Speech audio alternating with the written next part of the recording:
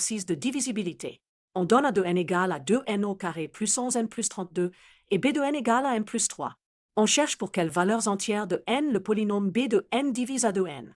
Commençons par écrire les deux expressions données. Nous allons faire la division euclidienne de a de n par b de n.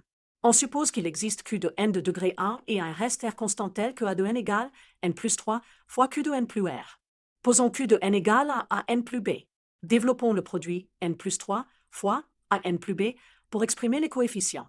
Pour que l'identité suivante soit vraie, 2n au carré plus 11n plus 32 égale n plus 3 à n plus b plus r, les coefficients de même degré doivent être égaux. Voyons cela terme à terme. Coefficient en n au carré, a doit être égal à 2.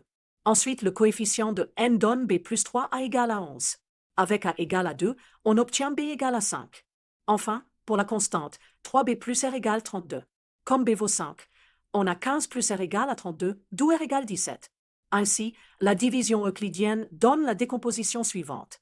Dire que b de n divise a de n revient à dire que n plus 3 divise a de n. D'après la décomposition, n plus 3 divise automatiquement n plus 3, 2n plus 5. Il reste donc à exiger que n plus 3 divise 17. Les diviseurs entiers de 17 sont plus ou moins 1 et plus ou moins 17. On résout donc n plus 3 égale à 1, moins 1, 17 ou moins 17. On en déduit les solutions. Pour n plus 3 égale à 1, on a n égale moins 2. Pour moins 1, on a moins 4. Pour 17, on a 14. Pour moins 17, on a moins 20. Conclusion. Les valeurs entières de n telles que b de n divise a de n sont n appartient à l'ensemble 20, 4, 2 et 14. Récapitulons en une phrase. On a fait la division euclidienne de a de n par n plus 3, trouvé le reste 17, puis résolu n plus 3 divise 17, ce qui donne les 4 valeurs précédentes.